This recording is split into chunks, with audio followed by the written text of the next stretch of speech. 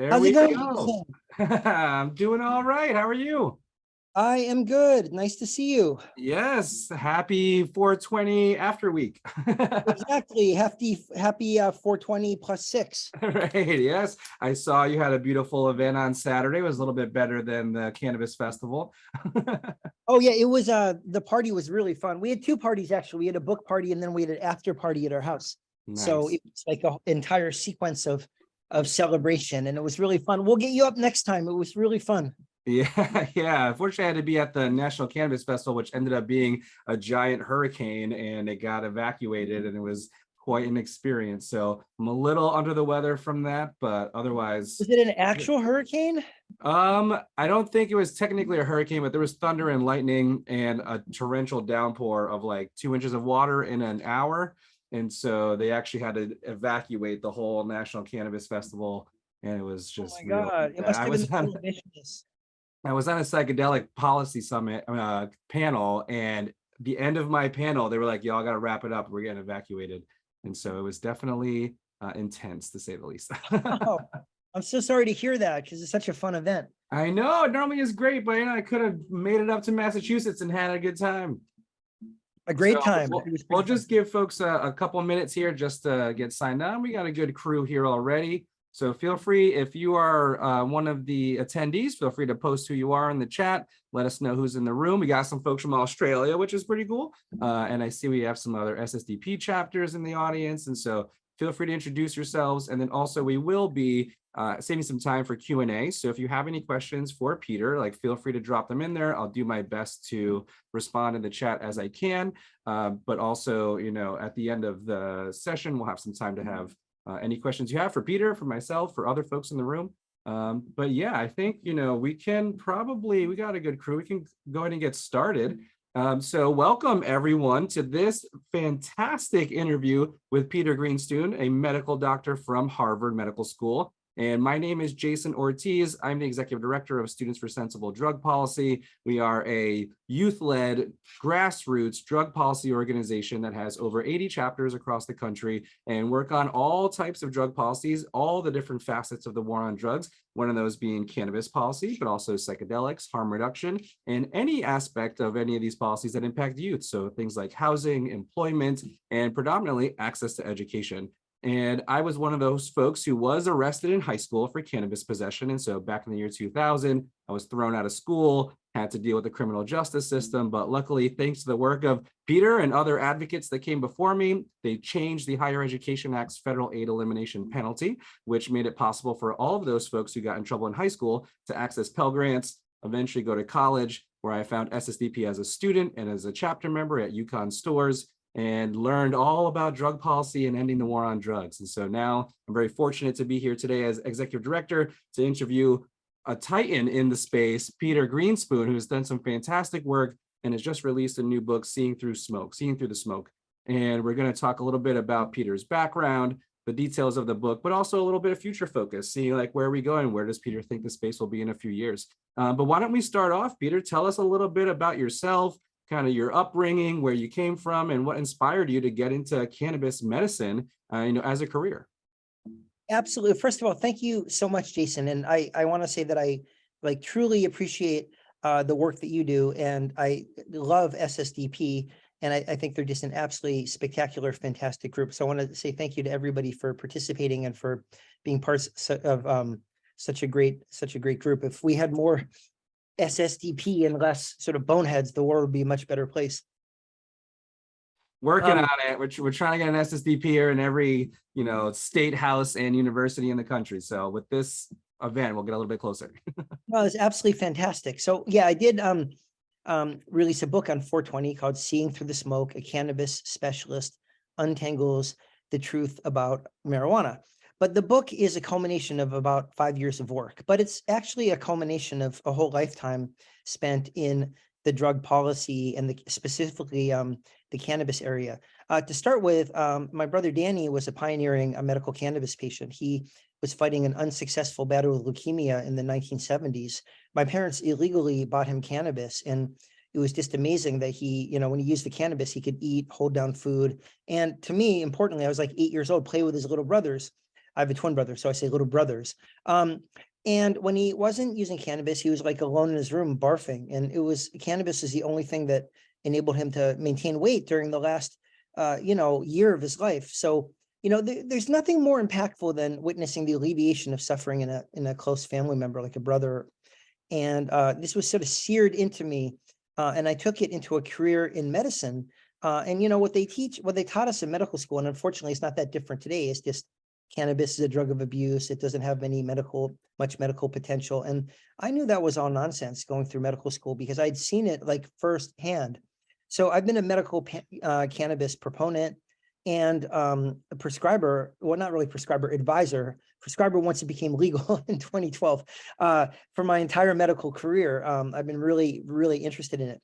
And then the second way in which I got into cannabis is my dad was a very legendary cannabis advocate. He was a psychiatrist at Harvard, and he actually wrote a book in 1971 called Marijuana Reconsidered, calling for legalization of cannabis. He did a deep dive into the literature and realized there were harms. Of course, there are harms. There are harms with every medication, but the harms of criminalization were so much worse than the harms of people actually using cannabis. And it was pretty brave to call for legalization in 1971, right when Nixon was starting up his war on drugs. 12% of Americans believed in the legalization of cannabis in 1971. And now it went up about a point for each 50 years that my dad worked on it until he passed away about 2 years ago. And now it's about 69% of Americans support full legalization, and 94% of Americans support legal access to medical marijuana. So we're really, really, really making progress. At the same time, we have a long ways to go for a variety of issues we could discuss. It's still illegal recreationally in 38 states, 28 states, if I'm doing my math correctly.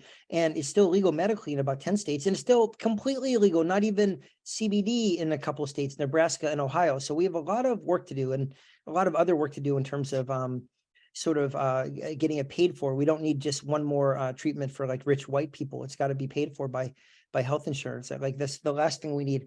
And then I just also want to mention that my dad, I'm not going to talk about him the whole time, but he was so ahead of his time. He wrote this book called Drug Control in a Free Society, really laying out the argument that we have should have the freedom and the ability to alter our consciousness without fear of persecution with drugs, like they do in every single society throughout history. And he wrote a book in 1979 called Psychedelic Drugs Reconsidered, which I read when I was 13. It had a huge impact on me, calling for the use and study of psychedelics in psychiatry. And he was really persecuted by Harvard Medical School for taking these, at the time, extreme positions. Of course, now most people agree with him on cannabis. And, the psychiatrists are all in favor of psychedelics. We have a huge center for the study of psychedelic medicine at Mass General Hospital, where I work as a primary care doctor. But back then it was heretical for doctors to be saying cannabis should be legalized. We should be studying psychedelics in psychiatry. So my dad was very, very forward. He also called for vastly cutting the sentencing guidelines for crack and powder cocaine, especially crack cocaine, decades ago. He was way ahead of his time. But anyway, so I've been involved in medical cannabis my entire career. I'm also personally 15 years in recovery from opiate addiction. Now, I wouldn't advise putting get addicted and then recover to opiates on the medical school curriculum because it's pretty dangerous. But I feel like no doctor understands addiction as well as I do. So I understand the benefits of drugs as well as the potential harms. And because of my dad, I've had a front row view of the legalization movement. And I'm a strong believer that we need to legalize not just cannabis and then psychedelics, but all drugs. I truly feel that we wouldn't be having 100,000 overdose deaths a year to fentanyl if drugs were legal, regulated, and like dealt with not by law enforcement, but by doctors, policymakers, public health officials, social workers, all the people that can help people with addiction or with drug use with compassion and empathy, not punishment. We need to support, not punish. So, I'm really sort of a huge believer in what you guys are doing, and I've been working on it as well. And again, this is all culminated in my book coming out 6 days ago, but that's just the sort of the final touch of a career spent on these issues. So when Jason and I had a talk a couple months ago, we were like, brothers from another mother. We were like totally on the same wavelength. So I was so excited when he suggested doing a virtual event. Yeah, and it's kind of wild. When I first got involved with SSDP, I went to a DPA conference, and it was the crack powder cocaine disparity. That was the first issue I ever lobbied on. And it was like, wow, y'all are serious about drug policy. Like, you're really going for the things that are really meaningful. And I've had family members that have struggled with cocaine and crack addiction. And so to see folks that were not shying away from the difficult conversations was very important to me. Like, that was the kind of group that I wanted to get involved with. And for yourself, though, you're in the medical field. So it's one thing to be in the law and advocacy and sociology sort of spaces, and we talk about a lot of power structures, but in the medical field, it's a very different conversation. So why did you decide to write this book now? What is it about your experience in the medical field that you felt like we needed something to actually address this particular drug in this particular way in this particular moment? Well, the problem with cannabis right now, and like, you can be a little bit insulated from it. Like, all my friends and family members believe that cannabis should be legal and is beneficial for medical conditions and for lifestyle conditions. However, I deal with a lot of other doctors, and depending on who you talk to, which doctor, nurse, social worker, politician, policymaker, we have two different realities about cannabis. It literally sounds like two different plants grown on different planets, nourished by different suns. Depending on who you talk to, it's a helpful aid to wellness, to lifestyle enhancement, and is a great treatment for insomnia, for anxiety, and for chronic pain. A lot of other doctors, lawyers, policymakers, judges, members of society believe that they still believe the old myths that is like the devil's lettuce. And we've really had a lot of science in the last 20 years.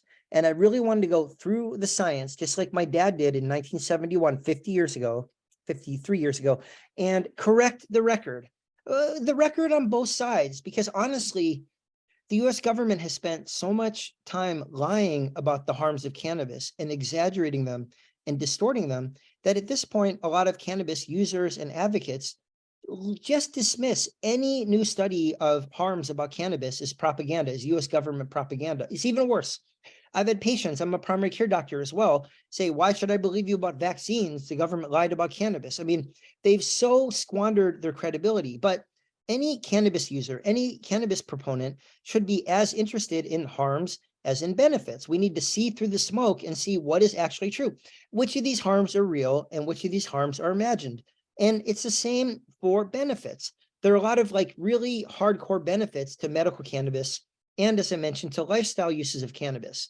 But some cannabis advocates sort of claim benefits that are non-existent. Like, for example, cannabis is spectacular if you're undergoing chemotherapy. It helps with the nausea, the vomiting, the weight loss. It added about a year of life to my brother Danny when he was dying when I was a little kid. I know that intellectually and from a visceral level. Cannabis is amazing for the anxiety, insomnia, and chronic pain that comes with a cancer diagnosis.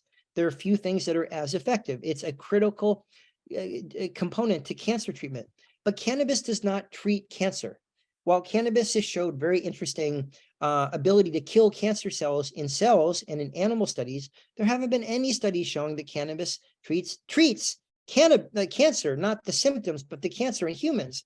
And you have these people that are going for Rick Simpson oil and they don't need an oncologist and they're going to treat their lymphoma with cannabis. And that's like a suicidal thing to do. I mean, cannabis does not treat cancer. If you want to treat your cancer, or you want your parents or brother or sister or kid to have their cancer treated, you go to an oncologist and get treatment for cancer. We're really good at treating cancer. I mean, when someone had lung cancer when I was in medical school 25 years ago, they'd be dead in a couple of years. And now I have patients who have had lung cancer for 20 years and they're just fine. We're good at treating cancer. So you treat your cancer with your oncologist with chemotherapy, and you treat the symptoms of the cancer and the symptoms of the cancer treatment with cannabis.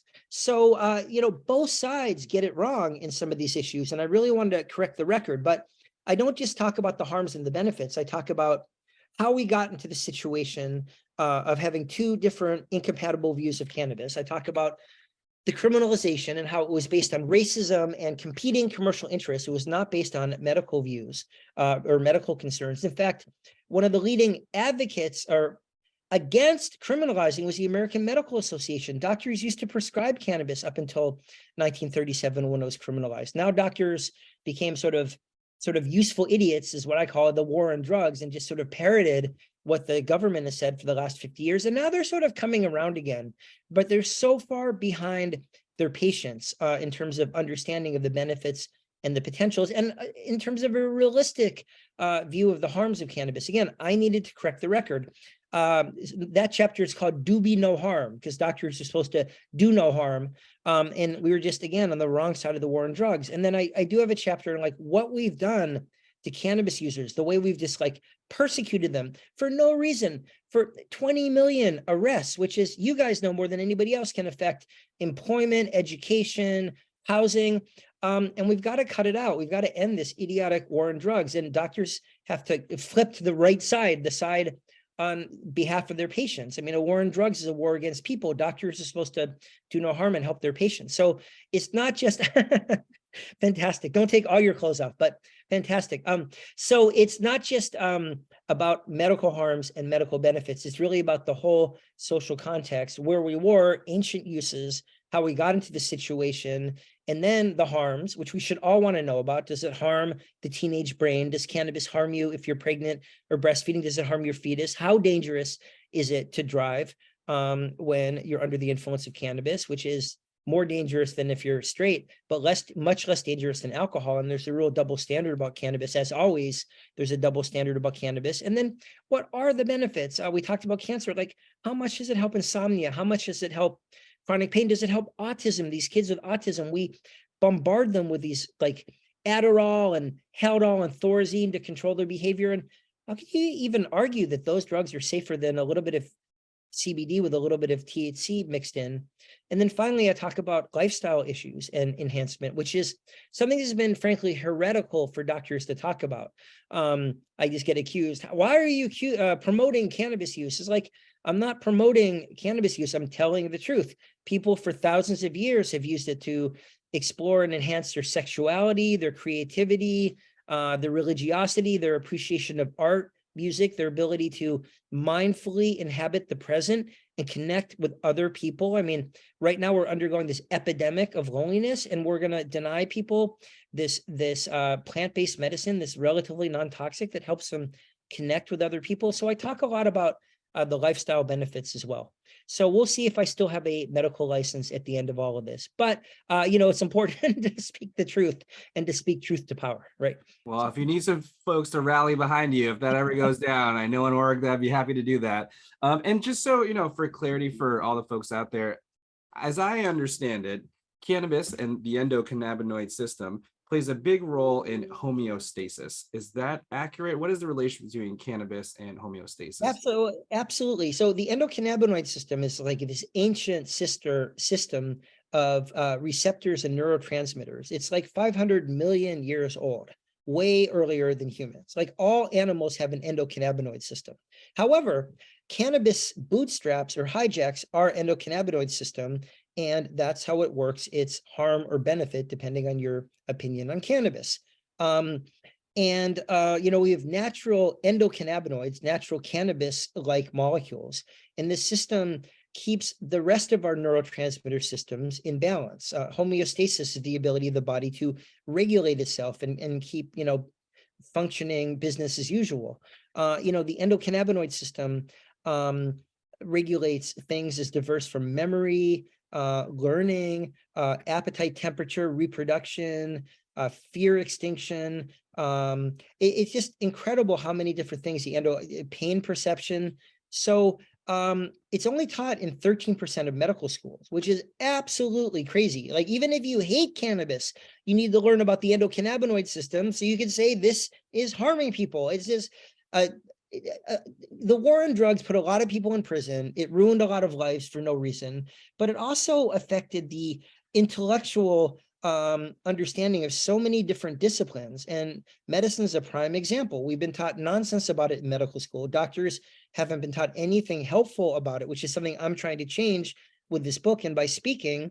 But it's also, we haven't learned this whole neurotransmitter system, which is like the traffic control system for all of the other neurotransmitter systems, the endocannabinoid system, which keeps our bodies in balance. So the harms of the war on drugs are not simply that we've locked up millions of African Americans, not that we've destroyed 20 million lives and created generational poverty with these militarized attacks on these neighborhoods. There's also a real intellectual component. And, I can just explain as a doctor how we've really damaged the medical field, because we're like half a century behind where we would be in understanding these critically important things to understand. And it does seem like the dam is cracking a bit, though. We did have a medical cannabis research bill pass in the previous Congress. But let's think about where we are now and kind of like how much research has been done. Like, where are we at in the United States? I know there are other countries that are doing research, but in that, also thinking a bit in the future. So let's say 10 years from now, 2033, where do you think cannabis knowledge, cannabis research, cannabis science will be? Where do you want it to be? And how do we close the gap and nudge everything along the way to try to get to more of a more productive space in the next, say, 10 years or so? So give us a little bit of a snapshot of where we're at, and then where, if Peter Grinspoon was president of the United States, we'd be in 10 years. It would be legal if I were president. Not only would cannabis be legal, all drugs would be legal. I mean, literally nobody would be dying of opiate overdoses if opiates were legal and regulated. So believe me, there would be big changes in drug policy. You got my vote. Done. How about you're president and I'll be vice president, Jason, because I'm not like super organized about managing things. We'll work it out. We got staff. I will talk about the past, the present, and the future. Medical cannabis research in the past. Complete BS. The US government supports 80 to 90% of the research worldwide in drug research, and they would only fund research and researchers who are looking for harms, and they squashed all the research into benefits. So we have a very, very one-sided. They didn't say, is cannabis helpful or harmful for X? They said, cannabis is harmful for X. Let's prove it. So the analogy, what do we do with all this research from the last 50 years? The best analogy I can come up with is like a home run hitter who's like got the record for Barry Bonds or whoever, or like whatever, the other, Mark McGwire, who hit the most home runs, but then they found out they were on steroids. Did they really hit the home runs, or was it because of the steroids? We have all this research, and it is research, but a finger was on the scale trying to prove harm and trying to deny any results that showed benefit, because we needed cannabis, we being the government, not me or my family, we needed cannabis to be part of the war on drugs. There weren't enough drug users. They would do it with just cocaine and opiates. They needed to vilify cannabis. So the cannabis research has been tainted for the last 50 years. And part of what I try to do in the book is untangle what's true and what's not true, and what we can salvage and what we can't salvage. They'd be like, cannabis is terrible for pregnancy, but then they'd be like, oh yeah, but we didn't factor in tobacco, alcohol, other drugs, or poverty. I mean, poverty is very dangerous for mom and fetus when you're pregnant as well. They'd be like, cannabis lowers IQ. And then they'd be like, oh yeah, we didn't factor in poverty, other drugs, alcohol, tobacco, or, lack of privilege. I mean, these things give you lower IQ tests. You don't go to fancy schools. You don't have a tutor since potty training to teach you how to, answer these standardized tests. So the research in the past is tainted, and it's been very difficult to figure out what's true and what's not true, and to rein in the exaggeration of harms, and to convince doctors that there is enough evidence for benefit for us to make informed decisions with patients. Now, flash forward to the present. There is a lot of research. Last year, there were 4,200 scientific papers on cannabis. Much more of the research is based on benefits, but there's still about a 20-to-1 bias towards funding harms over benefits, because government and institutional momentum is very hard to change. And there's a lot of vested interests, like the rehab industry, the law enforcement, there's a lot of lobbying to keep the prohibitionists going. And then these fake citizens group called, smart approaches to marijuana that are funded by law enforcement and rehab, even though they pretend they're not, and they're cagey about their funding, are just still promoting a lot of the same nonsense. But there's a lot more understanding of different types of evidence. I have a whole chapter in my book, What Counts as Evidence. It's not just these randomized controlled trials that the doctors insist on.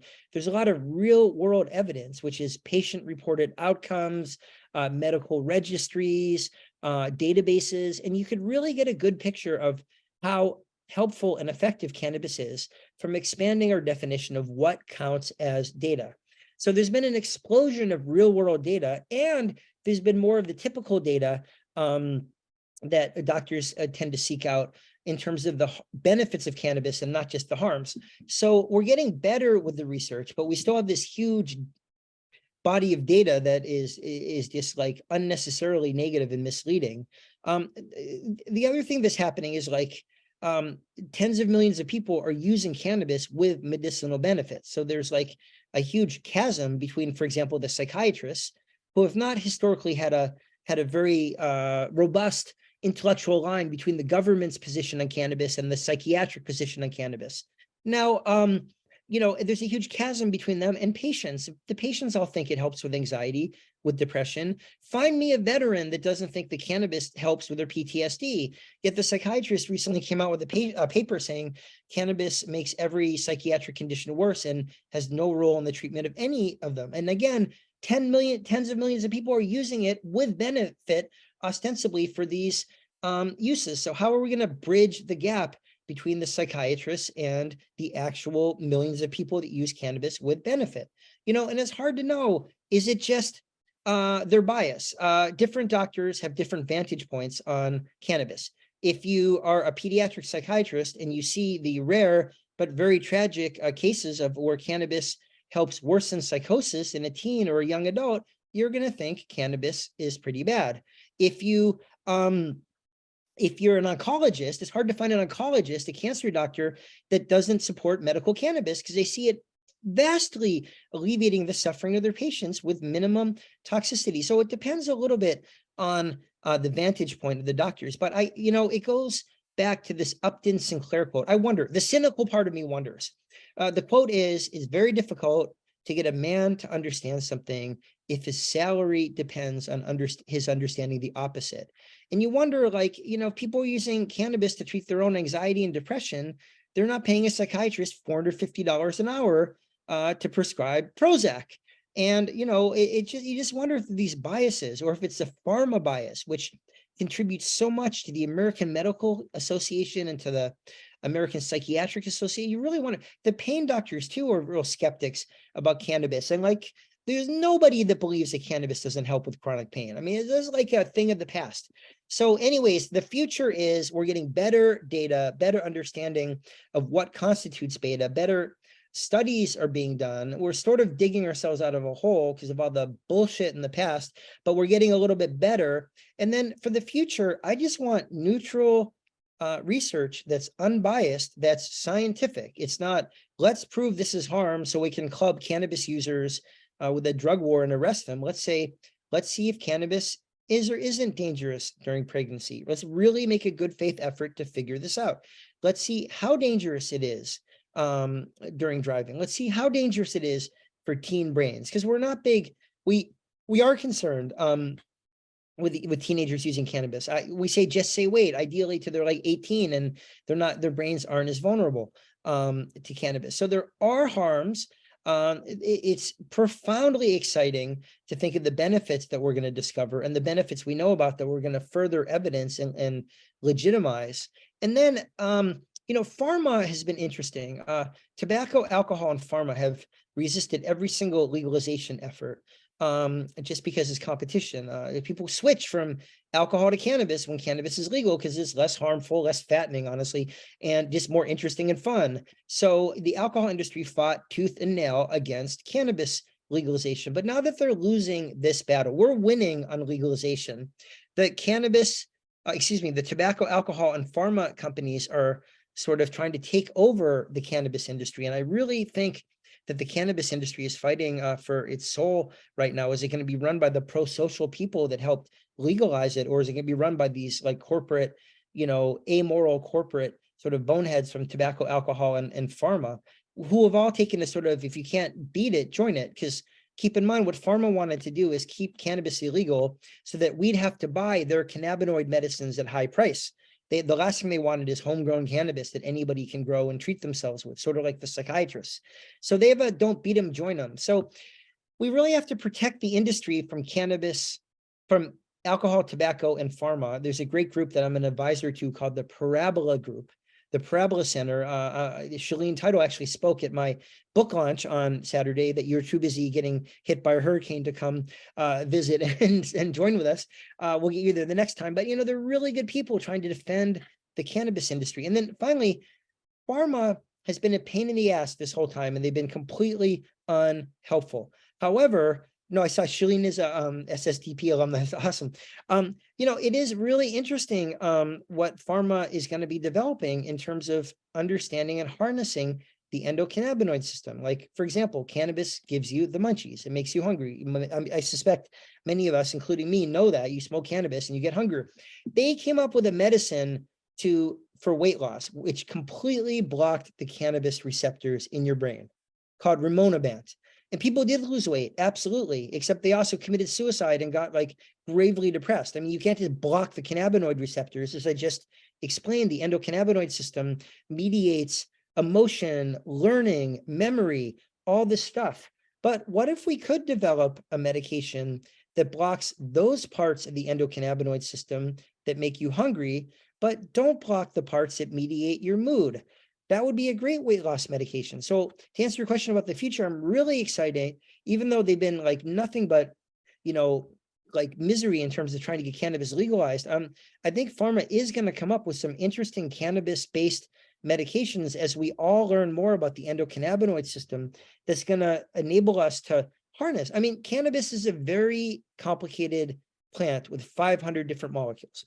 That's why some strains make you feel happy and up and want to go dancing. Others make you want to sit in the sofa and whatever, watch Rick and Morty or, you know, hang out. And, you know, we're going to be discovering what the different components do and how to exploit and maximize benefit and minimize harm. So it is going to be really interesting and exciting to see what the future holds. I mean, you must be an SSDP at heart to be quoting Rick and Morty in the middle of a panel.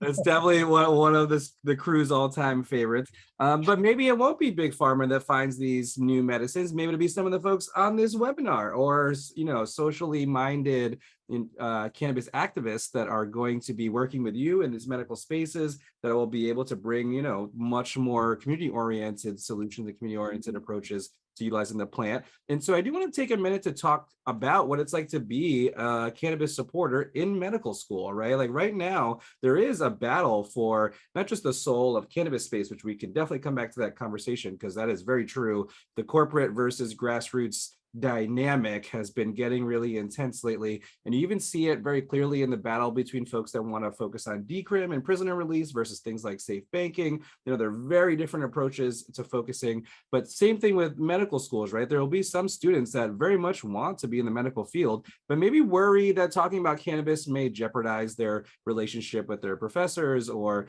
you know, any of their coworkers. So do you have any recommendations, advice, or experience for being a medical student and how they can best incorporate cannabis studies into their studies, but also just talk to their colleagues about why this is important in a way that is welcoming and will actually bring, you know, progress to the conversation, because they're in a really unique place of being able to cite what's happening, you know, in the immediate sense.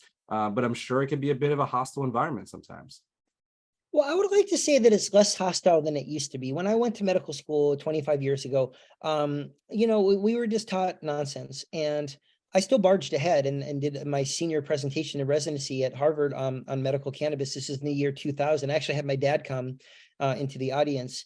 And, you know, I would say the younger people were supportive. They thought, you know, this Peter being eccentric, they thought they didn't really understand that this was going to be a big part of the future of medicine, but they weren't against it. Like many of them had used cannabis and weren't really against it. Whereas like the older, more crotchety doctors, particularly the psychiatrists, were really sort of against it. They have OFS, a syndrome I coined called old fart syndrome. And I think that really has a big effect on your view of cannabis. But these days, several things are clear. Most patients want to get their information about cannabis from their doctor. Very few do, because doctors don't know anything about cannabis, or very few doctors do. And what they do know is not really, does cannabis help with OFS? Yes, absolutely. But very few doctors can provide helpful and reality-based advice about cannabis. So what happens is the patients end up going to the bud tenders, and then the doctors complain, oh, inappropriate, bud tenders shouldn't be giving medical advice, they're medically trained, which technically is true. But if you want to fix that, why don't you learn something helpful about cannabis so that you can provide what the bud tender's providing: helpful, practical, reality-based, non-stigmatized information about cannabis. So I personally think we need a Manhattan Project to educate doctors and nurses and physicians' assistants on cannabis, because it completely doesn't work that patients know more about cannabis than doctors do, that what doctors know about cannabis, much of it isn't true and isn't helpful, that doctors are only learning the endocannabinoid system in 13% of medical school. It's completely unhelpful. And furthermore, younger doctors are desperate, eager for helpful information about cannabis. They're clamoring. There have been editorials, there have been op-eds. So I think it's changing. Part of it's generational, and part of it's just because society's swinging so radically in favor of acceptance of medical cannabis. Again, 94%, according to a recent poll, of Americans support legal access to medical cannabis. Name anything else that 94% of Americans agree on. They don't even agree that the sky is blue, or that gravity works, or that the earth is flat. I mean, who would have thought cannabis is what unites people, or medical cannabis? So I think there's tremendous pressure from me and from others. I put as much pressure as I can on the medical institution to teach helpful, reality-based information about cannabis. Unfortunately, the psychiatrists are sort of counter-programming. Not all psychiatrists, younger psychiatrists, some of them are very hip about cannabis, and you just can't generalize. But generally speaking, as I said before, certain fields are more open to it than others. And there's a lot of institutional momentum. There's a lot of pharma money. There's a lot of, just old thinking about rehab and addiction and marijuana addiction. And they say that it affects 30% of cannabis users, which is complete nonsense. It's more like, maybe 4 to 8%. So we have a lot of work to do, but we're getting there. Hopefully we'll continue to get there. The national climate is heading completely in the right direction, and that's pressuring the doctors. If the national climate were to sort of swing back, that would make it a lot more difficult. Are there any programs that you recommend students apply to that are relatively supportive of this work? Well, UVM University of Vermont has a program for physicians to learn about medical cannabis, which I really admire. So it's hard to imagine they wouldn't have a good curriculum. I mean, honestly, I can't honestly say that my home institution is that good. I went to a continuing medical education conference, and it was just the same old reefer nonsense. So I don't think we're there yet.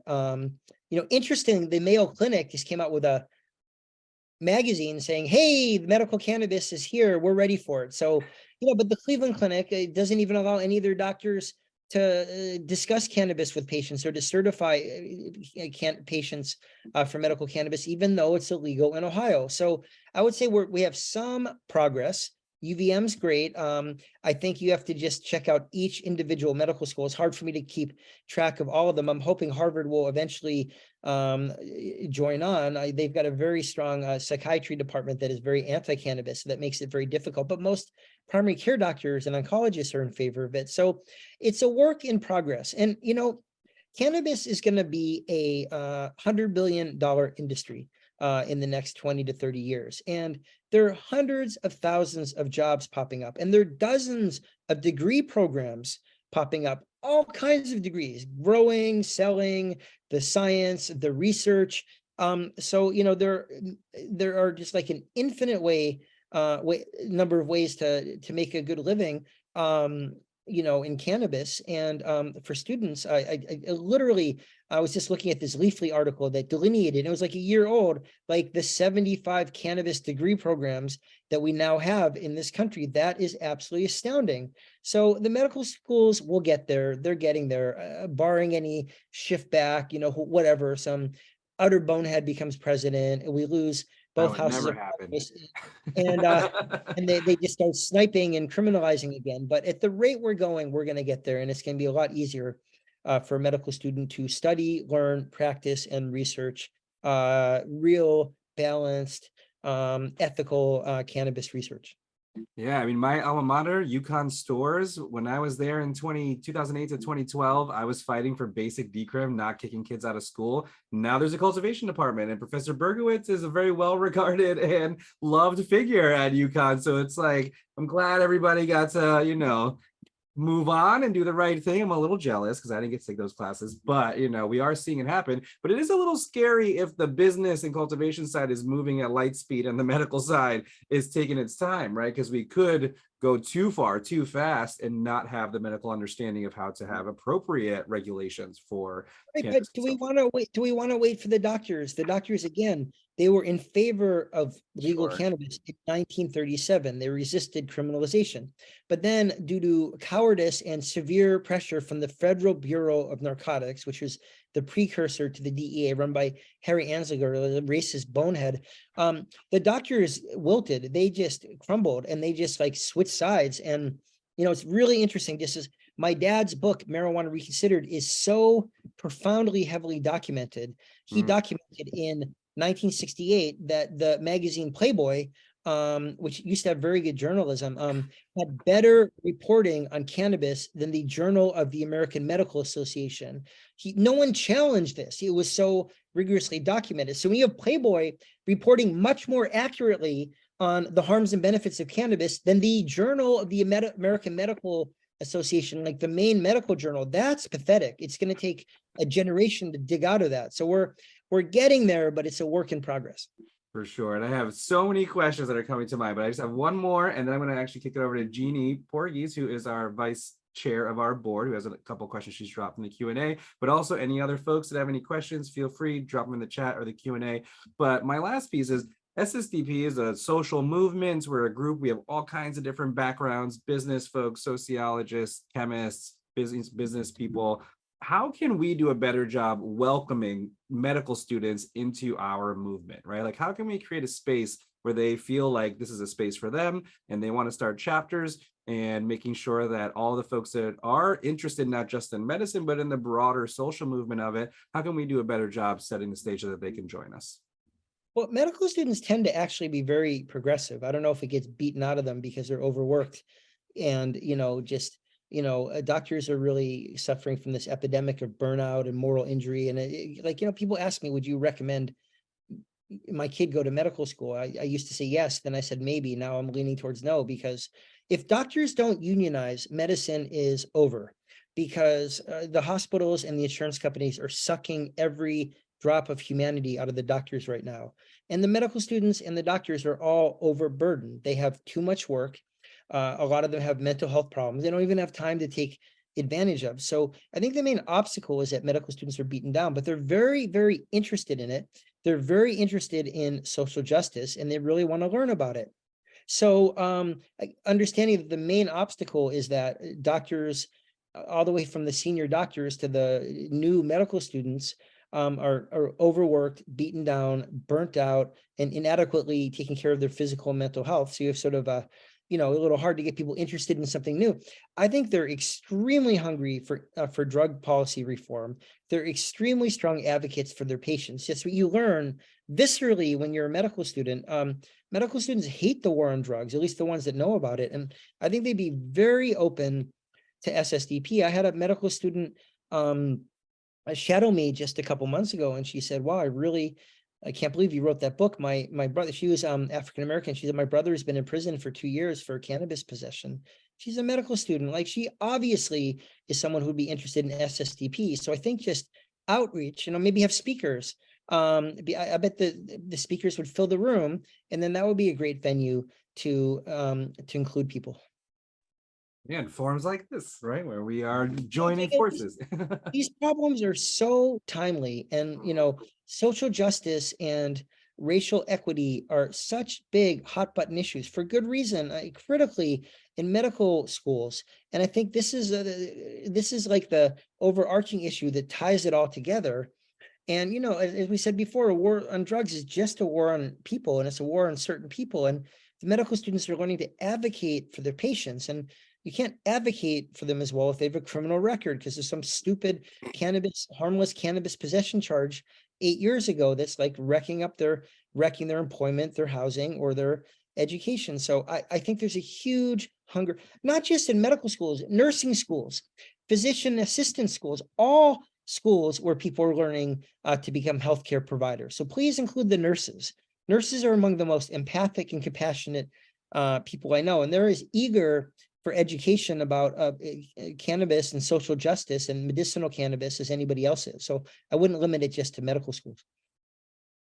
Absolutely. And I'm going to drop a shout out to my good friend and hermana en la lucha, Dr. Rachel Knox, who created the Yes. Cannabis Health Equity Movement, who really wants to make sure that we are talking about total health equity, right? And all its different facets. Cannabis is a piece of it. And definitely for folks that are interested, please do check out Dr. Knox. She's fantastic and help us found She's minority spectacular. cannabis. Yeah. And, I got to work with her at the Minority Cannabis Business Association, where we really were trying to define equity in all of its different forms and put it into policy, right? And it can be tricky, but we need folks from the medical field to help us write those types of policies so that they are comprehensive. But we do have a couple questions from the audience, and I'm going to combine Jeannie's together. And again, shout out to Jeannie, vice chair of SSDP's board, did a great job at Lobby Week.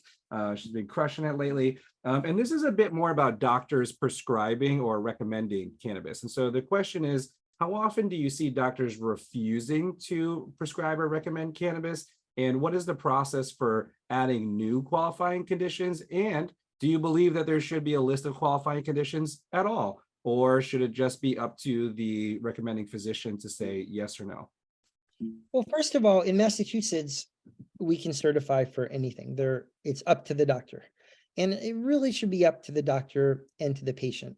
Like it is with every other medication. You have to trust the doctor and trust the patient. Like, I'm not going to give you a blood pressure medication for your dandruff, right? I'm going to use common sense and give you something, not that you have dandruff, but like I'm just saying, like, I'm not giving you a cholesterol medication for your twisted ankle. Like, we need to be treated like adults, and the doctor-patient relationship is the most important relationship. So it doesn't really make sense for legislatures or politicians to decide what can be treated by any particular medicine by a physician. So I think it should be wide open, personally, and I think it's working really, really well in Massachusetts to have it wide open.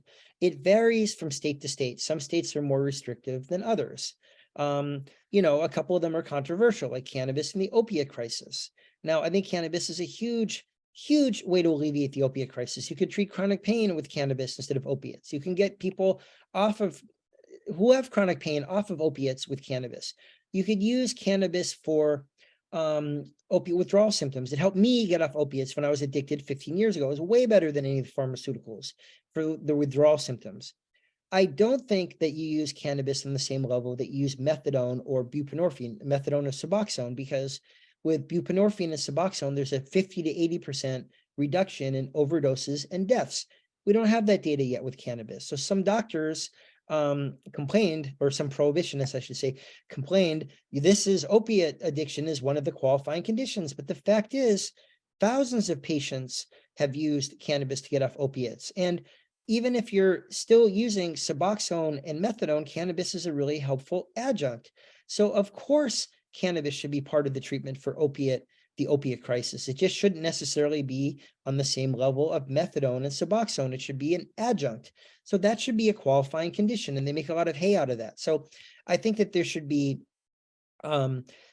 very wide latitude between doctor and patient. And then finally, a lot of doctors aren't allowed to certify cannabis. Doctors at the VA hospitals, our veterans aren't allowed to legally access medical cannabis. They could lose their benefits, and their doctors until recently, their doctors weren't even allowed to talk to them about it. Now, at least the doctor can have a conversation with their patient, but they're not allowed to certify because it's federally illegal.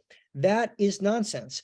And a lot of some medical systems, like the Cleveland Clinic, doesn't allow any of their doctors to certify patients for medical cannabis, even though medical cannabis is legal in Ohio. Now, I make fun of this in my website because they advertise all these phony nonsense vitamins that whatever clean your prostate on their website, but they're against medical marijuana and don't let their doctors do that.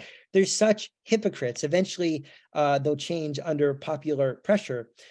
So part of it is that some systems don't allow the doctors. And part of it, some doctors, because of OFS or just all the nonsense, old fart syndrome, or all the nonsense they've been just taught, and all the important information like about the endocannabinoid system that they haven't been taught, they just don't feel comfortable, or they don't know anything about it and they just don't feel comfortable. So what happens then is that people either go to bud tenders, and as I mentioned before, the doctors complain about the bud tenders, or the patients go to medical cannabis doctors who often don't have any communication with or connection with their regular doctors, which is really dangerous because you need open communication. There are medication interactions.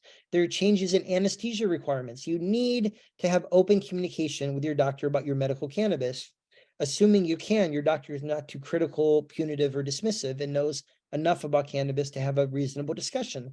But so what happens when the doctors aren't allowed to or flat out refuse to certify for medical cannabis is that they go to medical cannabis doctors, and there's two unique, non-parallel, non-communicating systems of medical care. And that's a very, very dangerous situation. So doctors have to do a much better job of becoming educated about cannabis. And even if they're not big believers in it, in creating an environment where the patients can openly and comfortably talk about their medical cannabis use.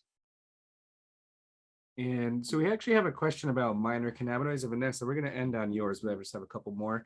And so recently in Colorado, that they have banned some of the minor cannabinoids, and we've seen all kinds of discussions about delta 8s and all these different things. Do you think that there should be different policies regarding the minor cannabinoids versus like THC, or is it all one big cannabinoid system, and so we should have blanket laws for all of them?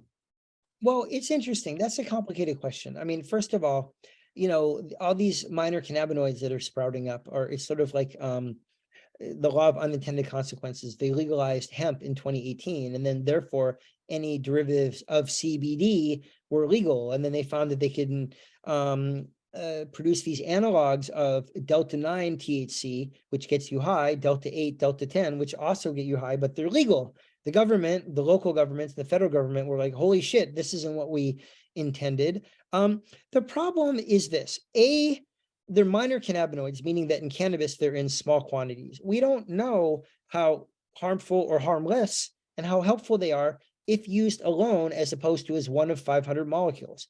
They're probably not that dangerous because they're very similar to delta 9 THC, the one that's in cannabis, which we've been using for 5,000 years. So it's thought that they're probably not that dangerous, but we don't truly know. Number B, there's no regulation. There's no quality control. So if you order delta 8 THC, these minor cannabinoids on the internet, you have no idea what they're getting. There's absolutely no quality control. They could have lead in them. They could have other heavy metals.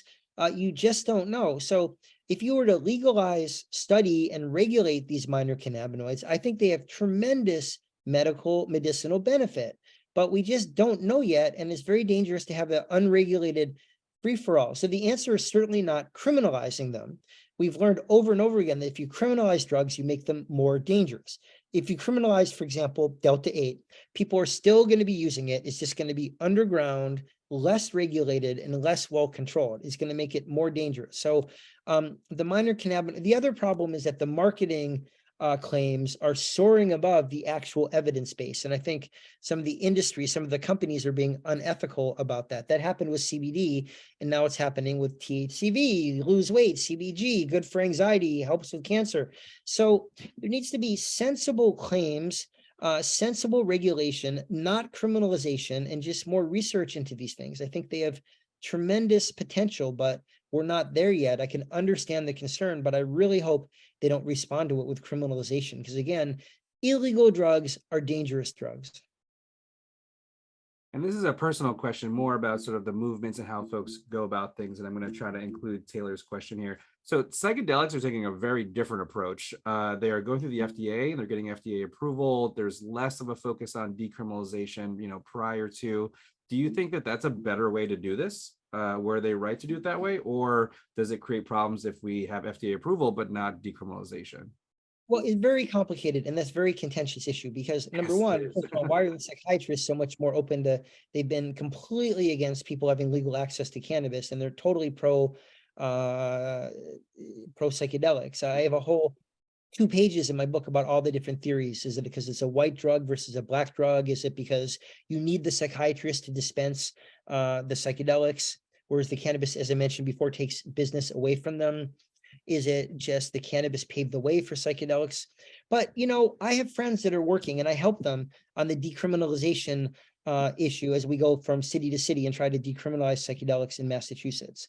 Decriminalize nature, not decriminalize nature, Bay Staters I've worked with and I've helped, but I love both groups. And, the question is, should you have a choice? I mean, it certainly should be legal to go to Mass General Hospital and to hopefully have health insurance pay for it, but to have 2 therapists do integration and then to be supervised and have a safe drug and then have integration. That's really one pathway that should certainly be legal and available. Again, we need insurance to pay for this. It can't just be one more treatment for the wealthy, white, and well-to-do. So there are a lot of problems around the corner. Legalization is sort of like the beginning of the problems, not the end. But should people be allowed to take mushrooms in the woods with their friends because they get a lot of benefit? I've had great experiences in the past taking all kinds of psychedelics, and I've really grown and changed. And why should that be illegal? Why should that be criminalized? If it's decriminalized, the police are trained to respond with empathy. Do you need medical care or do you want to just be taken home? Not let's arrest you and ruin your life for no reason. So I think both avenues are very important. And, then there's the whole issue of the retreats. Is it better to take it at Mass General Hospital in the middle of Boston, have this beautiful spiritual experience, and then be driving home in traffic as opposed to being in Costa Rica for 4 days? Of course, who's going to pay for Costa Rica, but out in the woods? So I actually believe that it should be medicalized. It should be legal medically. It needs to be paid for by insurance companies, but also it should be decriminalized. It shouldn't be necessarily sold like a cannabis dispensary. You don't want like a whatever, what's the equivalent of a bud tender, a shroom tender saying, hey, try 8 grams of mushrooms. You'll have a great time. We have a special 8 grams for $5. And the person freaks out. There needs to be a lot of some regulation and a lot of education, but I certainly think that we could come up with a model of decriminalization, regulation, and education that doesn't limit it to the medical system, but that also provides guardrails and safety for people who want to use it on their own without driving to Mass General Hospital. Yeah, I agree. I think they're complementary, right? They're different purposes for different pieces of it, but it really comes down, especially when it comes to the decriminalized side of it, of dosing, right? Knowing exactly how much you're taking and making sure you're not taking more than you intend to. And you do need some regulation in order to know that, right? We know that whiskey is a certain proof. I can have, 2 shots before I start to really lose motor control. But if I have 20, I'm going to be in trouble, right? And that's kind of education I think we can do in a safe, regulated, legal. And education about set and setting. Oh, absolutely. Right? Yes. That's the most important thing. I mean, dose and set and setting, but you don't want to take it in, when you're going to be called from your kid's daycare saying your kid's barfing, you have to pick them up right away. And you've just dropped 100 micrograms of acid. It has to be a good set and setting. So you're going to be set up for success. We're going to maximize benefit and minimize harms. Yeah. So we got a couple more questions. If there was one thing that you could snap your fingers, it could be one policy, one social construct, and change immediately in this space, what would you do? And what do you think would have the most impact in the current climate? Cannabis would be federally legalized, and we would have blanket expungements for every single useless cannabis arrest that's ever been done. And we'd have robust mechanisms to distribute the wealth from the new 100 billion and growing cannabis industry into the neighborhoods that have been harmed by the war on drugs.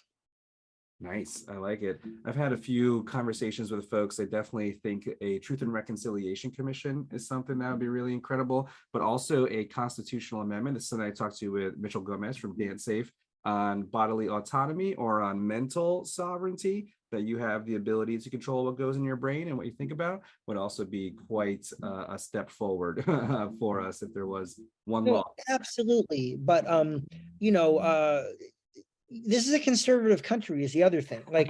It's really So they interesting. say. People Yeah. people to get a legalization initiative passed with just legalization so that people make money and there are no more arrests. Most people don't want to be arresting people for cannabis. Is a lot easier than to get one passed, which also funds and emphasizes expungements and Right. reparations. So, I have debates with colleagues in the political in the cannabis field. Like some people are like, we're going to hold out only for the legalization if it has everything we want in terms of reparations, expungement, et cetera, et cetera. And like there's some people even opposing the MORE Act.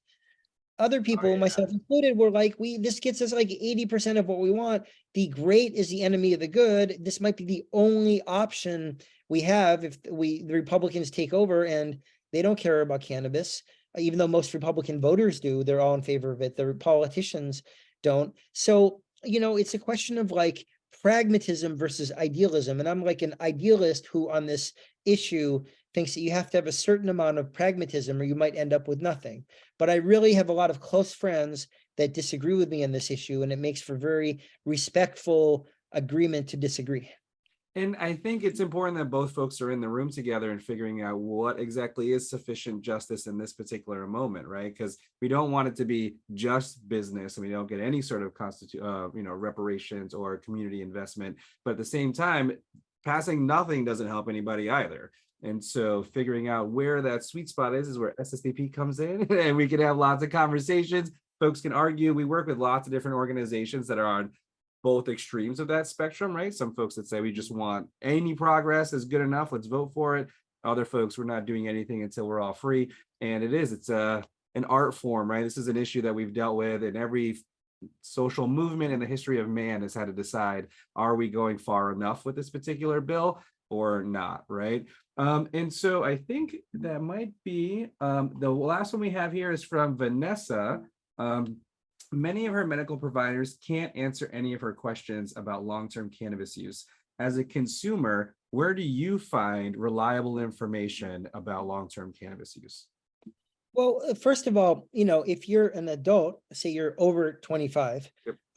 there's very little harm associated with long-term cannabis use, as long as you don't use it all the time, smoke it, or smoking is not that healthy. Use it the detriment of other activities and don't get addicted to it. I mean, some people do get addicted. My definition of this addiction is continued use despite negative consequences. But aside from that, a modest adult cannabis user who isn't smoking it, there's very, very little long-term harms.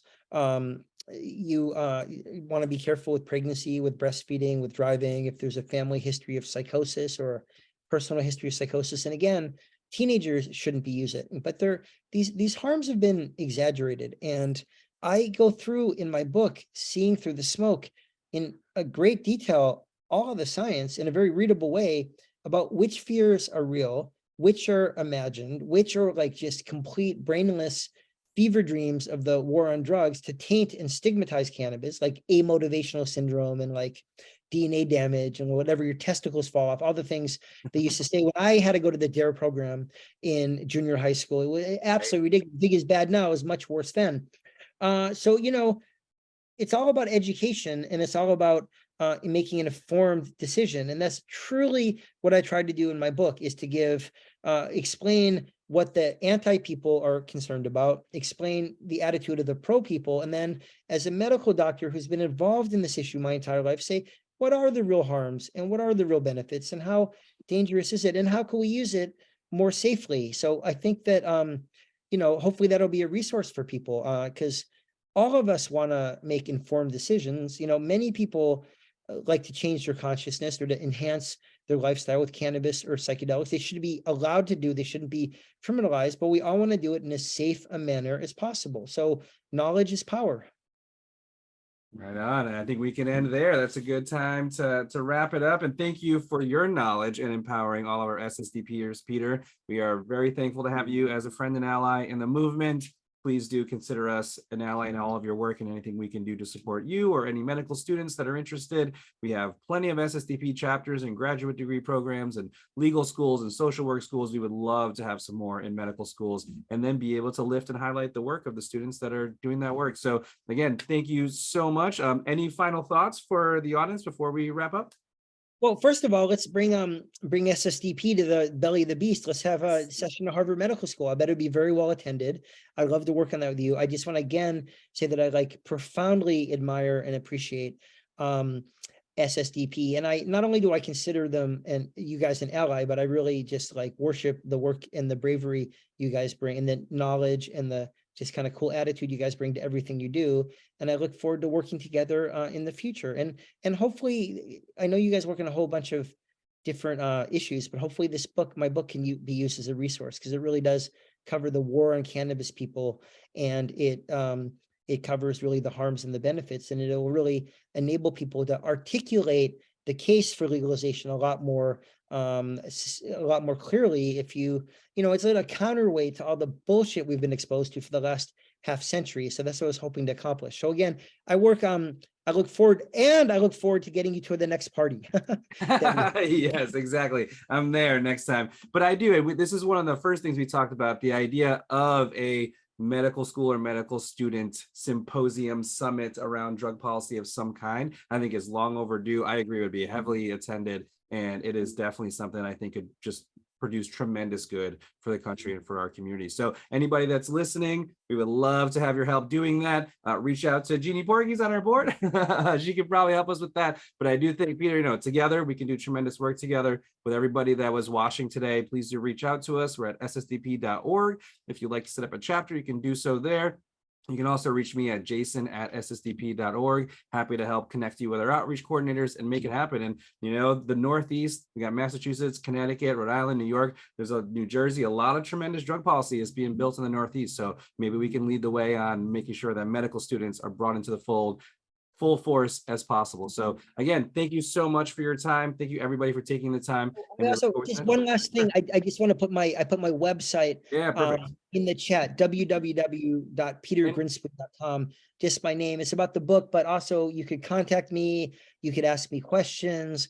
There's all kinds of educational stuff up there. So if anybody thinks of a question an hour from now, like, oh God, I should have asked that question, please feel free to send me a question. I'm happy to answer it. I love discussions like this, and I really admire the work that you guys do. And where can they get the book? Can they get it on the website? Amazon, Barnes and Noble, on the website, anywhere books are sold. It's in bookstores. It's pretty easy to find these days. So go to your local bookstore and enjoy. Right on. If they don't have it, ask them to carry it, but definitely grab a book, read it, come back to us and tell us all the things you learned from it, because we need more educated, badass organizers that are ready to talk the nitty-gritty science, so that way we can make sure our laws are as comprehensive and empowering and equitable as possible. So thank you all again so much. Thank you, Peter, as always. Thank you all. Thanks for the great questions. And thank you, Jason. This was awesome. Yes. And also for everybody, it will be up on our YouTube shortly after. So in the next couple of days, you'll be able to watch it and share it, and we'll all repost it again so everybody gets a chance to hear the wonderful words from the one and only Dr. Peter Grinspoon. So thank you so much, and we will be in touch. Thank you, guys. Thank you, Jason. Have a good rest of your day. All right. Take care. Bye-bye.